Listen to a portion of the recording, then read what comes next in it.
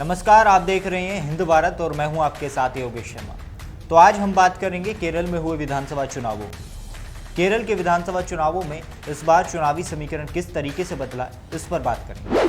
केरल की 140 विधानसभा सीटों पर चुनाव हो चुका है, लेकिन इस बार 2016 के मतदान के मुकाबले इस बार मतदान प्रतिशत थोड़ा कम रहा। दरअसल केरल में इस बार 74% मतदान हुआ है, जबकि 2016 में मतदान प्रतिशत 77.53 था। चलिए अब इस बार के चुनावी समीकरण की बात करते हैं। दरअसल केरल में मतदाता काफ़ी पढ़ा लिखा है, इसलिए केरल देश का सबसे ज़्यादा पॉलिटिकली अवेयर स्टेट माना जाता है। यहाँ के वोटरों में एक खास बात ये भी है कि यहाँ के वोटर्स केवल लोकल मुद्दों पर ही नहीं बल्कि देश के और दुनिया के मुद्दों पर भी भाग लेते हैं और अपनी आवाज़ उठाते हैं। और यहाँ की महिलाएं भी घर के पुरुषों के कहने पर वोट नहीं डालती, बल्कि वो अपनी समझ से प्रत्याशी चुनती हैं। यही नहीं, यहाँ की महिलाएं हमेशा करीब 80% सीटों पर पुरुषों से वोटिंग करने में भी आगे रहती हैं। मंगलवार को हुई वोटिंग में भी यही ट्रेंड देखने को मिला। समीकरण की बात करें तो पिछले कुछ दिनों में केरल विधानसभा चुनाव का समीकरण काफ़ी बदला है।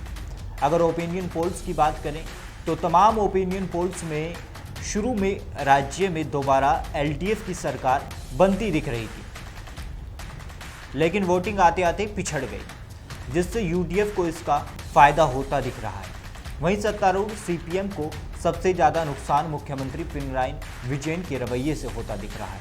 वहीं केरल की नायर कम्युनिटी की बात करें तो केरल में करीब 20% वोटर नायर कम्युनिटी से हैं, खासकर दक्षिण केरल के हिस्से में। नायर कम्युनिटी राज्य की 30 सीटों पर निर्णायक भी है। वहीं दूसरी तरफ कांग्रेस पार्टी के यूनाइटेड कैंपेन से भी माहौल काफ़ी बदला है। खासकर राहुल और प्रियंका गांधी के व्यापक कैंपेन से लोगों के नज़रिए में बदलाव दिखा है।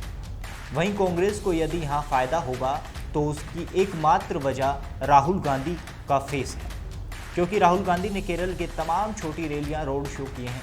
इसके साथ ही राहुल गांधी ने ऐसी एक्टिविटीज़ की जिसने सबसे ज़्यादा लोगों का ध्यान आकर्षित किया, चाहे वो स्विमिंग हो, डिनर डिप्लोमेसी हो, या फिर tractor auto travelling, student dialogue, या फिर छोटे बच्चों को एयरप्लेन में ले जाना हो। बता दें कि राहुल के दम पर आम चुनाव में कांग्रेस को यहाँ 20 से 19 सीटों पर जीत मिली थी। वहीं जानकार बताते हैं कि पिछले कुछ दिनों में यूडीएफ ने अपनी पोजीशन को काफ़ी स्ट्रॉन्ग कर लिया है, जिसके बाद अब केरल में यूडीएफ और एलडीएफ के बीच फाइट काफ़ी टफ होती दिख रही है। वहीं जानकार बताते हैं कि पिछले कुछ दिनों में यूडीएफ ने अपनी पोजीशन को काफ़ी स्ट्रॉन्ग कर लिया है, जिसके बाद अब केरल में यूडीएफ और एलडीएफ के बीच फाइट काफ़ी टफ हो गई है। वहीं यहाँ के लोगों का मानना है कि यहाँ हर 5 साल में सरकार का बदलता रहना यहाँ के लिए अच्छा है।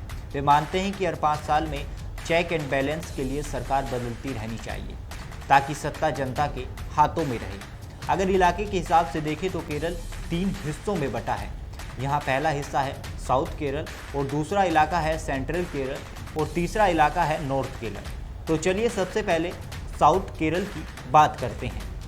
यहाँ के 4 जिलों में 42 सीटें आती हैं और भाजपा को यहाँ से सबसे ज़्यादा सीटें मिलने की उम्मीदें हैं, खासकर त्रिवेंद्रम में। अगर यहाँ हुए पिछले चुनावों की बात करें तो भाजपा को यहाँ से पिछली बार 1 सीट मिली थी, लेकिन इस बार भाजपा को पोल्स के अनुसार 2 से 3 सीटें आ सकती हैं। और वहीं यूडीएफ की बात करें तो यूडीएफ को यहाँ पिछली बार 8 सीटें मिली थी और इस बार पोल्स के अनुसार यहाँ से 20 से 25 सीट आ सकती हैं।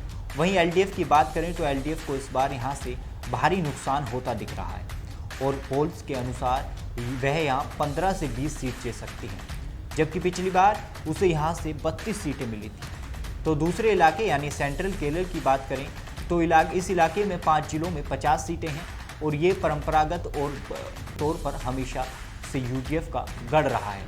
वहीं इस इलाके में यूडीएफ को मिलने वाली सीटों की बात करें तो इस बार यहाँ पोल्स के अनुसार यूडीएफ को 28 से 33 सीटें मिल सकती हैं। अगर पिछले चुनाव की बात करें तो यूडीएफ को यहाँ से 19 सीटें मिली थी और एलडीएफ को मिलने वाली सीटों की बात करें तो एलडीएफ को यहाँ से 12 से 15 सीटें मिलने की उम्मीदें हैं, जबकि एलडीएफ को यहाँ से पिछली बार 31 सीटें मिली थी। वहीं भाजपा का यहाँ इस बार खाता खुल सकता है और भाजपा 1 से 2 सीटें जीत सकती है। अब तीसरे इलाके यानी नॉर्थ केरल की बात करें तो यहाँ 5 जिलों में 48 सीटें हैं। और ये इलाका एलडीएफ में सीपीएम और यूडीएफ के मुस्लिम लीग का गढ़ माना जाता है। इस बार यूडीएफ 22 से 27 सीटें जीत सकती है, जबकि पिछली बार यूडीएफ ने यहां से 20 सीटें मिली थी। तो पोल्स के अनुसार भाजपा का यहां खाता खुल सकता है। तो ये था इस बार का केरल का चुनावी समीकरण। अब देखना ये होगा कि 2 मई को केरल में किसकी सरकार बनती है। फिलहाल इस खबर में इतना ही। ऐसी ही तमाम खबरों के लिए देखते रहें हिंद भारत, आपकी अपनी आवाज। हिंद भारत, आपकी अपनी आवाज।